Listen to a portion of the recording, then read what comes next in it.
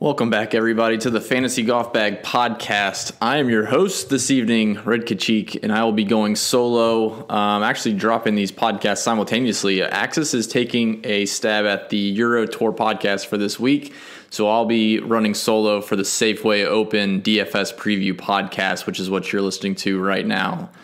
Appreciate you guys tuning in as always. If you do have time later this week, I mean, there's a really good Euro event. That's kind of why we decided to do this week, kind of short notice. Obviously, we do Euro stats and Euro content on the website, fantasygolfbag.com. But we did think that with the big field and the big event over there at the Alfred Dunhill Links Championship, they play St. Andrews and Carnoustie and all the good golf courses. It'd be a good opportunity for Axis to do a podcast and have that out there for the people.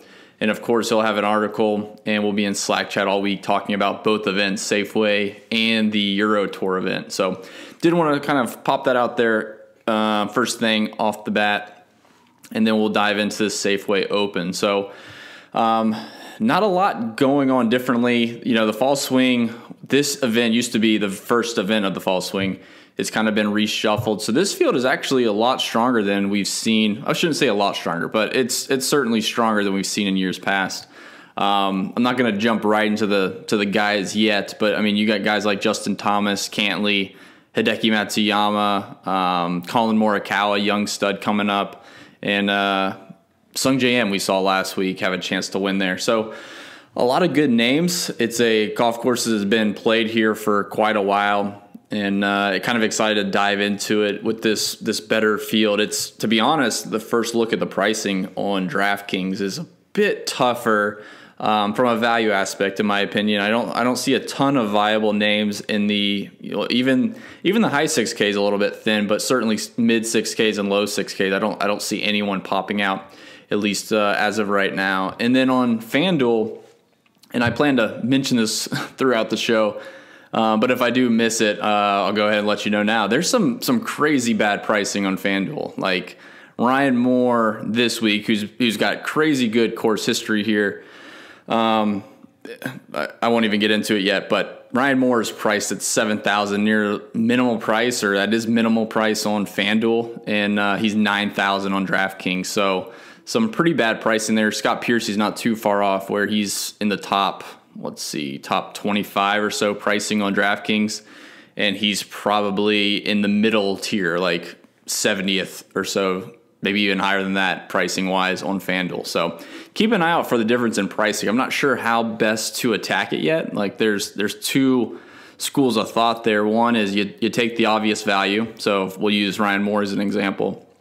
If Ryan Moore is going to be so cheap on FanDuel, and you like him as, you know, overall as a play, it's pretty, you know, no sense really for you to just plug him in on FanDuel and take the value savings there. You can plug in a few, you know, extra studs on FanDuel, but he is going to be chalky. So you kind of run the risk of him being too popular. And if, you know, it's golf and what is his upside?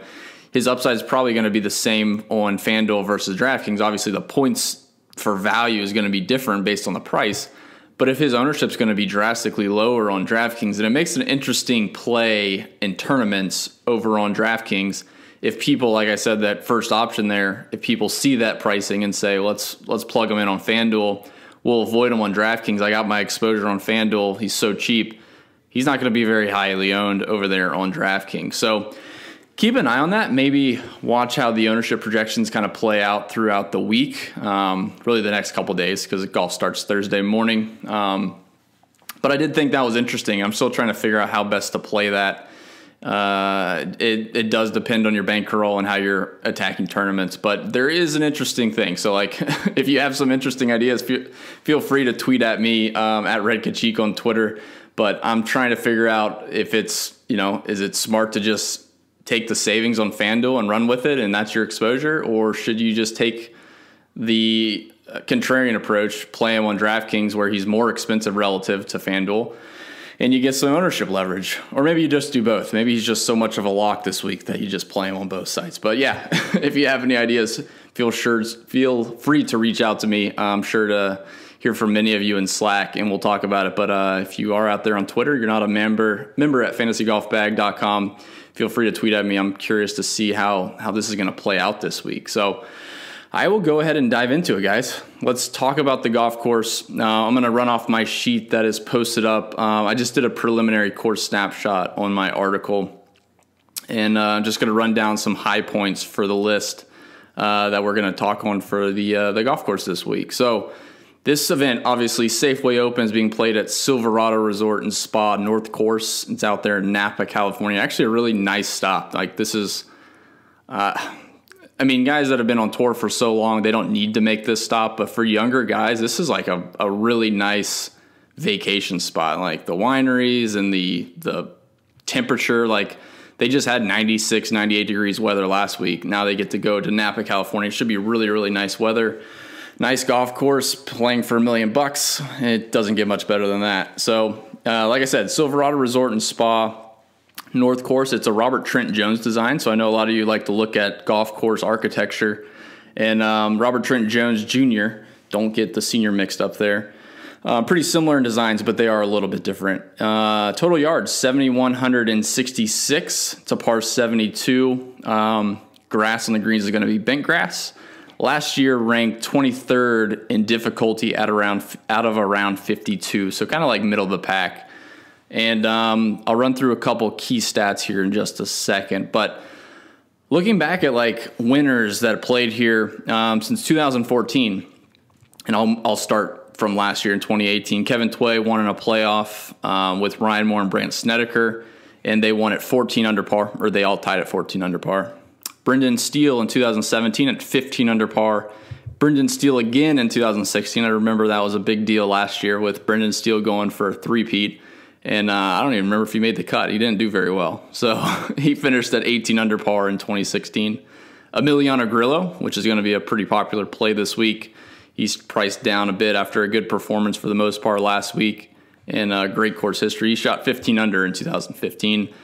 And last one in 2014, Sang Moon Bae finished at 15 under par. So pretty much right around, we'll say 3 to 4 under par around is going to get the job done. So they'll finish around 15 to 18 under par, 14 to 18 under par, somewhere in there. A couple key stats. So average driving distance here was 284 off the tee. Average approach distance was 168. And that includes the par threes, which there are some longer ones. And average proximity to the hole was 34.5 feet. So you can see, you know, the course isn't that long, like 71.66, but they're not going to be able to just rip drivers and have a bunch of wedges in. There are a lot of shorter approach shots. Like I ran a sheet earlier. I don't know if I still have it up. Yeah. So it looks like there were 4 approach shots on average. So again, this is averaging the field. Everyone's a little bit different depending on how they approach some of these holes. But so 4 approach shots on average, 100 to 125 yards, 126 to 150 yards, 5 approach shots. 151, sorry, those are holes, not approach shots, technically per hole. 5 approaches on 126 to 150 range, 151 to 175, there was only 1, 176 to 200, there was none, and then 225 to 250, there was 1. So as you can see, it's a pretty good mix there in like the lower mid-tier range, and there's a couple longer holes. So overall for key stats, it's going to be pretty normal this week. Again, it's going to be looking at some recent form. Really trying to get 2 models going for me personally. It'll be a longer term model, trying to capture the good play from these high end range players like Justin Thomas, Cantley that haven't played the last couple weeks, and then trying to do a short term model, trying to get a grasp on these guys that have come off the Korn Ferry Tour, maybe the lower level PGA Tour players that played the last couple weeks, seeing who's like really trending in the right direction. So running 2 different models there, trying to get an idea long term for the better players, more short term for the lesser known players. So rolling into key stats overall, green regulation is going to be up there. Like I said, average proximity to the hole was 34.5 feet. So looking at that this week, trying to key in on those approach distances. Like I know we have our extended approach numbers, which are very handy, which actually weight the player to the course. So like I said, the average approach was 168.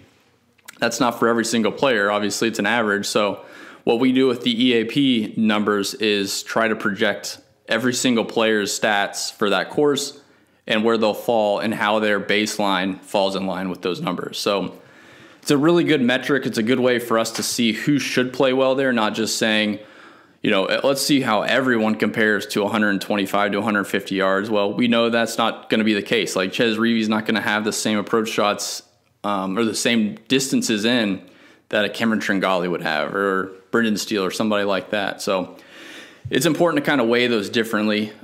Still, strokes gained approach is going to be up there. Looking at driving accuracy, it's not a very high weight, but I am trying to key in on guys that have tend to hit more than 60% fairways for the year.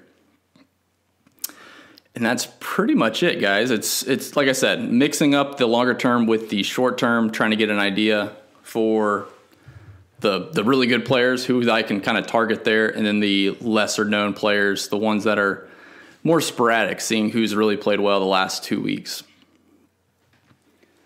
All right, let's go ahead and dive into the DraftKings pricing. Again, like I said, there's some crazy FanDuel pricing, so keep an eye on that.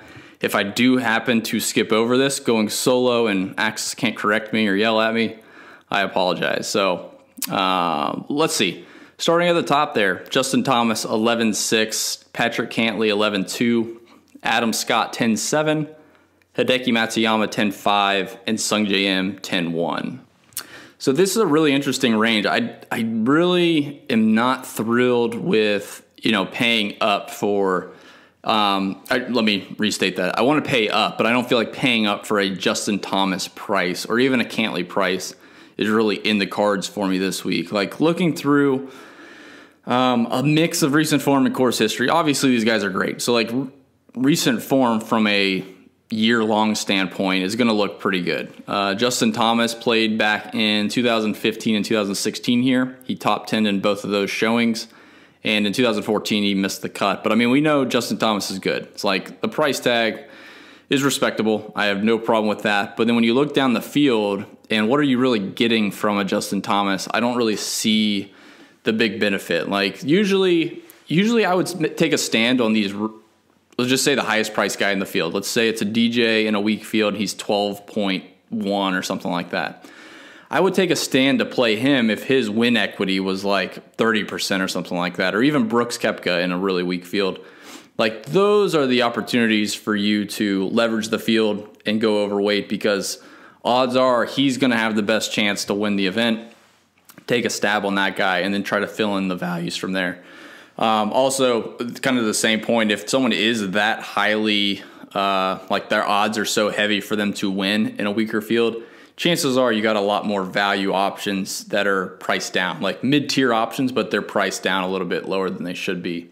So like I said, Justin Thomas this week, I think the price is fine. Like it's respectable for his talent and how he's been playing this year, but it's not for me. Like I'm not going to pay that price for Justin Thomas. Kind of like I said at the top of the show, it might be interesting to leverage that price with like Ryan Moore on FanDuel. And if you don't get a lot of exposure to JT or Cantley on DraftKings, you can play him over there. And there you're getting exposure to both of those guys. Like I said, it's probably going to be super chalky. I think if you start a lineup with, honestly, I think people will start a lineup with Ryan Moore before they start with Justin Thomas over there on FanDuel. But chances are if you do build a lineup with, we'll say Ryan Moore, chances are they're going to throw Justin Thomas into that lineup immediately. So like the correlation there is going to be almost 100%. So just be cautious. Cantley, I think is fine. Again, I'm just not excited to play either of those two up top. When I go down here though with Adam Scott, Matsuyama, really not interested in DeChambeau, but Sungjae's a little bit interesting. Matsuyama is fantastic. Like we haven't seen him play this golf course in several years. He finished 3rd back in 2014, 17th back in 2015.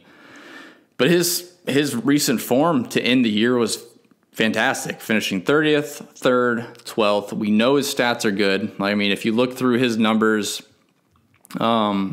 for him, I'm using a longer term model. he has lost strokes.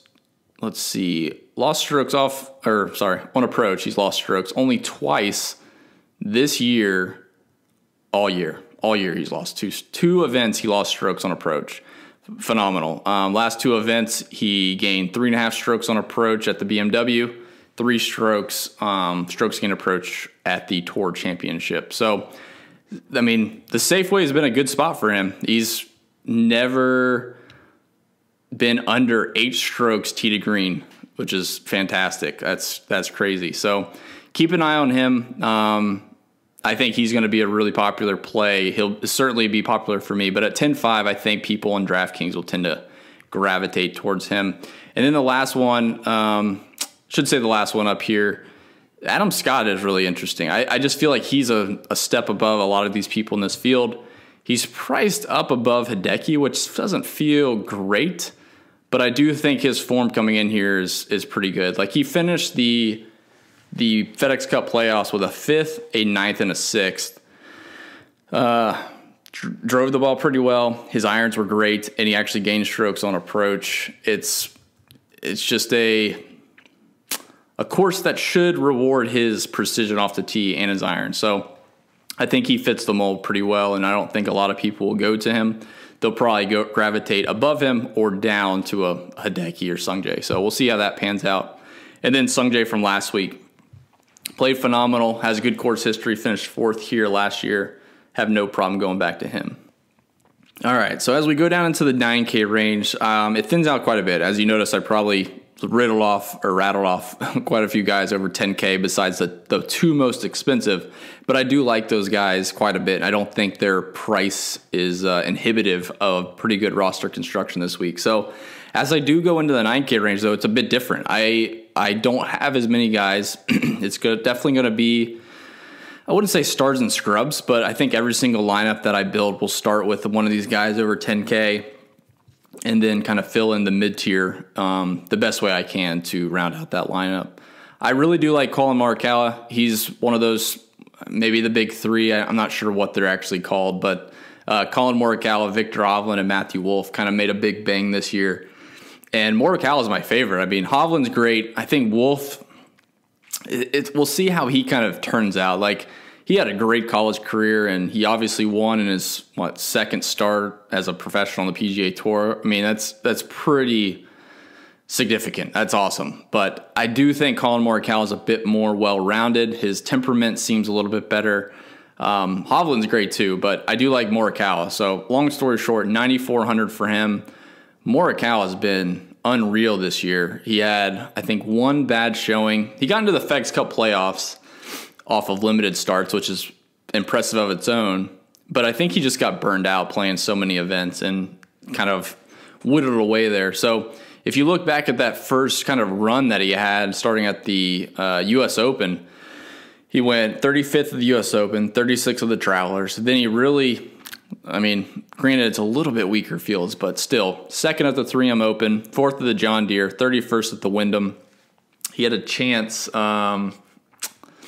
what event was that? I think he had out in Nevada, something like that, Barracuda.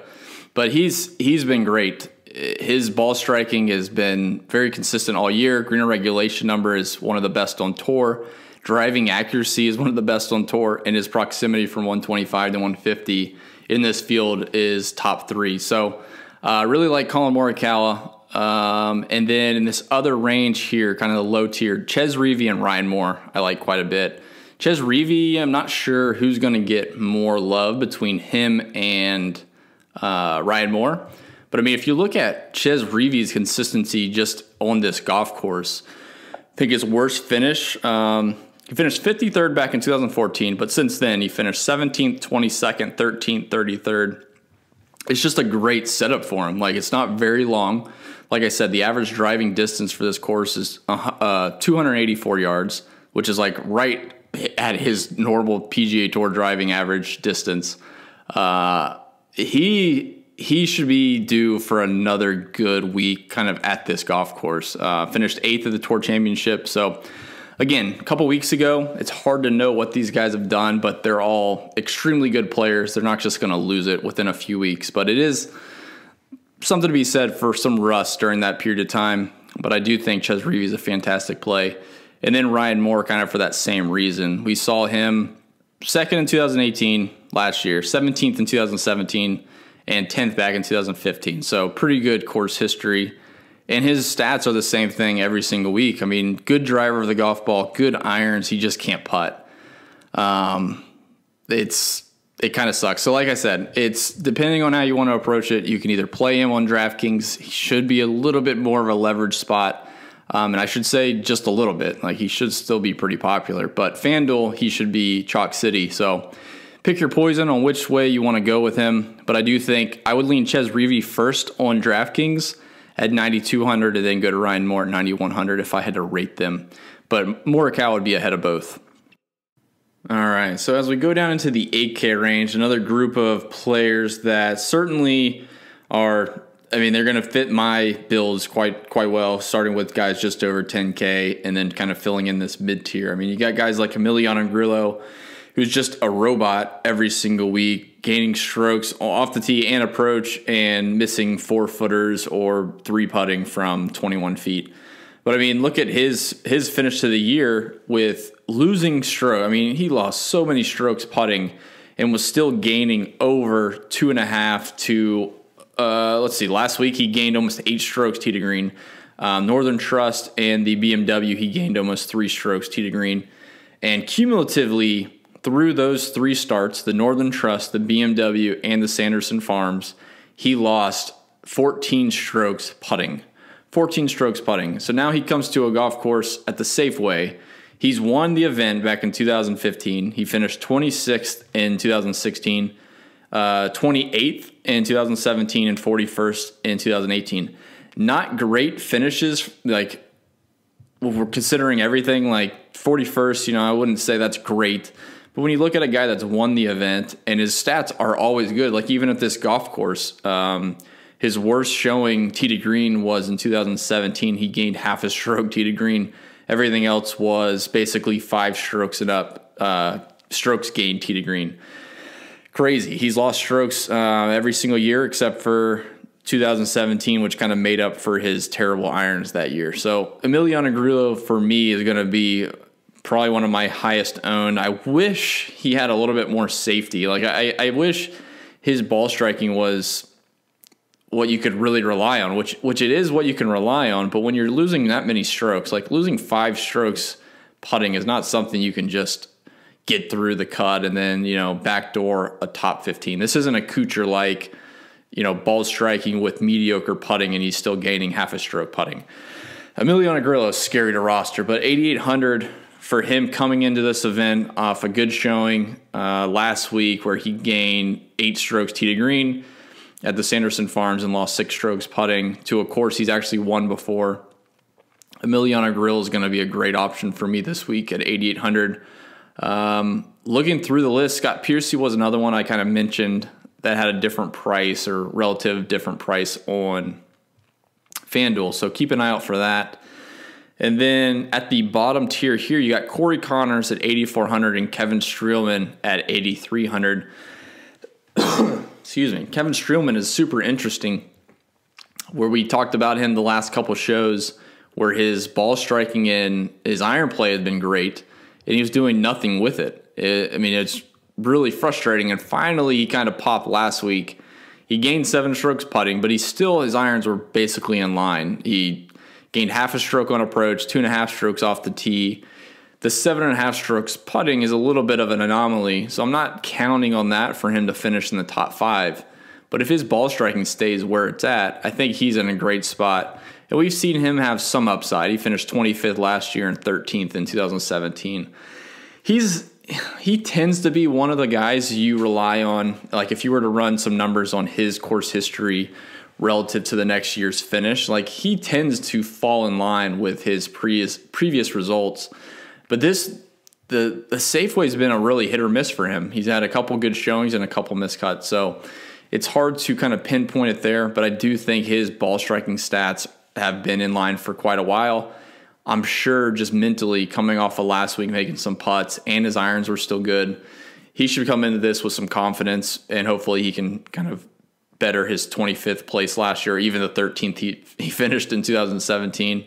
And then Corey Conners there at 8,400 is probably going to be a hit or miss between him and Munoz. I don't know how people are going to react to Munoz winning his event last week. He's been good for a while, so like a Munoz at this price with no win would still get some ownership. So now I don't know if the win will help his ownership go down or help his ownership go up. So keep an eye on that. I think he's a fine play. I would be leaning on the side of fading at 8,500 for him, just from the aspect of he's coming into this event off of a win. That's always a big letdown the next week for these younger guys. Very few are able to like put it behind them, immediately come back to the next week and feel like they're 100% into it.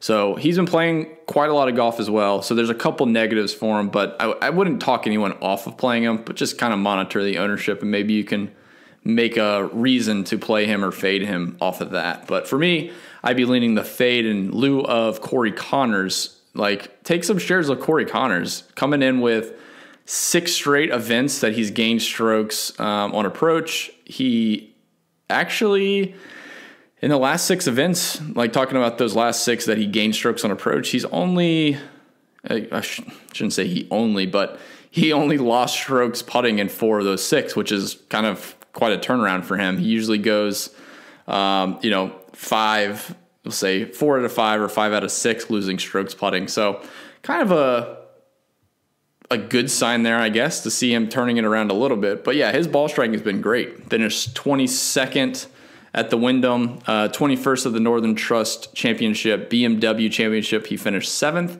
And then the Tour Championship, he finished 26th. Sanderson Farms last week, I think he was pretty popular, so maybe that helps him with the miscut. But his stats still look fine. Like 2.5 strokes off the tee he gained, 1.5 strokes on approach. I would not be afraid to go back to Corey Conners. This is a good golf course for him. It requires a lot of precision off the tee, accurate irons. Like I said, 14 under par, 15 under par is winning, which makes it, like, to me, I take that in and say it's not going to be a crazy putting contest. Like, if you make some putts, you'll be in there. But this should suit a good ball striker like Corey Conners, and even like Kevin Streelman, like I just mentioned. Not going to touch on anyone else in the 8K range. I do want to give a shout out to Phil Mickelson, though, at 8,200, because I don't know if you guys seen pictures of him lately, but the dude has shedded like 60 pounds. I would not ever, there's really no one on the PGA Tour, sorry, Skylar, including your boy Brooks. There's no one on the PGA Tour that's really ripped, like a football player ripped. But Phil has trimmed down quite a bit, and it was impressive to see that, because he used to be a slob, to be honest. So shout out to him. We'll see how that kind of affects his game. I think maybe it was negatively affecting him this last year. He was talking about hitting bombs, and maybe he was taking some testosterone or something and trimming down. Maybe it affected his golf swing or something. But I'm not going to go back to him at 8,200, but it's certainly going to be something on the horizon I'll be keeping an eye on this year. All right, going down in the 7K range, which is where it gets interesting for my lineup construction. You got a guy like Harris English, who's coming off back-to-back top 10s. I don't think he's ever gone back-to-back top 10s in his entire career. Like, looking through his results, let's see.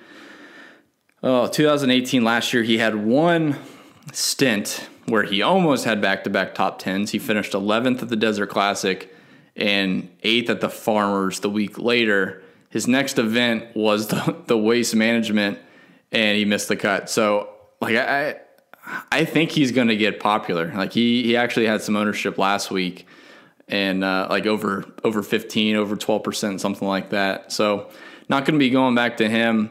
I do like some Dylan Fratelli. Totally fine going back there. His irons, his driver, everything seems in line. He just can't putt either. He's kind of in that Corey Conners standpoint. So I do like him, Dylan Fratelli. Below that, you got Vaughn Taylor. I think, did he hurt a lot of people last week? I'm pretty sure he was on the higher, yeah. So miscut at 20% ownership on average. That's crazy. So I do like him quite a bit. He drops in his price. Ownership should be depressed just a little bit. His course history is mixed. He had a 15th back in 2016. He had a missed cut and a 78th his last 2 years here. But looking through, like I said, I'm running 2 different models, a short term and a long term.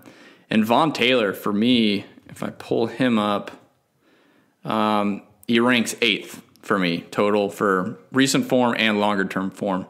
I'm going to have to play him. I mean, his numbers look good. This golf course should be something that's maintainable for him as far as his driving accuracy and his irons. And like I said, it's not going to require a ton of putts made. So feel free to fire up Vaughn Taylor this week. And going down below that, so like kind of that same tier there, Daniel Berger was a guy that I was looking at from last year. We haven't seen him playing in quite a while, but it looked like he was starting to turn it around. He gained 6 strokes at the 3M Open back in July.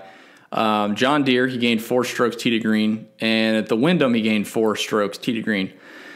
It was all positive off the tee, positive on approach. I am very interested in some Daniel Berger. He finished 17th back in 2015 here, missed cut in 2014 for his course history. So that doesn't persuade me one way or another, but did want to point it out. Daniel Berger is probably going to be a good leverage spot at 7,500. I mean, the guy's a PGA Tour winner. He was hurt for most of the beginning of 2018, like calendar year. I feel pretty good about Daniel Berger's longer term prospects. So fire him up this week for sure at 7,500. That's a pretty good value. All right, going down below that, you get some interesting names. Like Furyk kind of jumping out a little bit. We haven't seen him in quite a while. Carlos Ortiz on my recent form, obviously off of last week. So I don't really know what to make of Carlos Ortiz. Like if you look at his longer term history, it's so up and down. Like he'll finish top 15 and then miss the cut 3 weeks in a row, and then he'll finish 5th and then miss the cut 2 or 3 weeks in a row. I'm not going to be chasing any Carlos Ortiz this week. It's not for me. I will say he's made the cut 3 of 3 here, but his stats never did it. It was mostly around the green and putting. So did want to kind of point that out. I know we talk a lot on guys we do like, but Axis isn't here. So now I have an extra few minutes. I can talk about guys that I think are borderline good fades. Hopefully they pan out, but I do think, like at his price, he has a lot of room for upside. You know, a top 20 at that price is probably pretty good, but I think there is some risk with his ownership going up, and I don't love it. All right, low 7K range, and then I'll go with the very high 6K range, and that's really all I got, to be honest, for this week is the high 6K range. So not going to be going back to Kyle Stanley. I know I saw a couple people's screenshots with awesome lineups, and Kyle Stanley just crapped all over them, and as he did mine. So frustrating. And now he gets priced down here. It's probably the week to play him. Kind of like we talked about Charlie Hoffman and Kevin Streelman last week. Like sooner or later they're going to show up, and it's frustrating. Like he actually has decent course history here. So in my model, if I use both, I don't think it was that good. Let's see. Yeah, he was 41st in my model between short term and long term. But yeah, he'll probably have some exposure for me, to be honest. Like there's going to be enough GPP lineups for me that I can get some exposure and not feel like I'm missing out if he ends up popping that he should have popped last week. So don't love it, but his irons still look good. Like ball striking stats still look good. He's had good course history here. Relatively good course history for that price. So don't be afraid to hop back there. The other one down there that I do like, Cameron Tringali at 7,200. He looks like he's kind of trending the right direction. The kind of the run he went on during the summer was phenomenal. Like he was kind of in this price range up to 7,700. He had an 11th at the RBC Canadian Open, 5th at the Rocket Mortgage, 16th at the John Deere, and then he finished 16th last week. And he didn't do it off the tee. He didn't really do it on approach, but he is trending the right direction. Like I think he was trending up all summer, gaining over, let's say, on average 2 strokes to 3 strokes on approach every event. Then he kind of took a dip at the Northern Trust. The Greenbrier was still negative. He was able to squeak through the cut and finish 36, but I wasn't really pleased with it. And then last week, he actually trended back up versus how he played at the Greenbrier to finish 16th. So not the greatest course fit for him. If this course was a little bit more lax off the tee, I think it would fit him a little bit better. But I do think he's playing well enough and the price is low enough that there's a good opportunity there for Cameron Tringale to pay off that price tag. Other one down there, Robbie Shelton, going to keep going back to him, Korn Ferry Tour guy. I mean, he's playing great. His stats line up. And like I said, using the recent form and a longer-term model kind of helps out, weed out these guys, because he wouldn't show up otherwise. Like if I just pull up, let's see. Yeah, last week. So I could use the last 2 weeks. Probably should go back and do that. He rates out 6th, so pretty solid, and he's very cheap at 70 and 100. He's a super good player. He'll probably get a PGA Tour win this year, so keep an eye on him. And then Doc Redman, probably not the best golf course for him in terms of the birdie or better and being a little bit more volatile, but a guy that's been playing pretty well tee to green, losing strokes, putting, kind of all the things you try to look for when looking for guys that could pop. And he's certainly doing that. Like last week, finished 52nd at the Sanderson Farms, lost 2.5 strokes around the green, lost 2 strokes putting. That's a pretty good spot when you're gaining 4 strokes on approach. All right, now let's go down into the top 6K range. I probably won't go back to the guys I talked about last week, Grayson Murray. I know I just skipped over Matt Jones. He did have a withdrawal last week. I think it was back pain, but I don't know what his deal is. I haven't seen any news. We obviously don't do a lot of news injury reporting on the PGA Tour, but his numbers look so good into last week, and I'm kind of disappointed in his showing and his withdrawal. So keep an eye on him, but I probably aren't going to be playing him. But I will be going to Cameron Percy. Kind of made a joke about him and a couple other guys. I think it was him and Stuart Sink being bald down there and Adam Long being half bald. Cameron Percy kind of showed up last week. It doesn't look great, but he is coming in with 5 straight made cuts.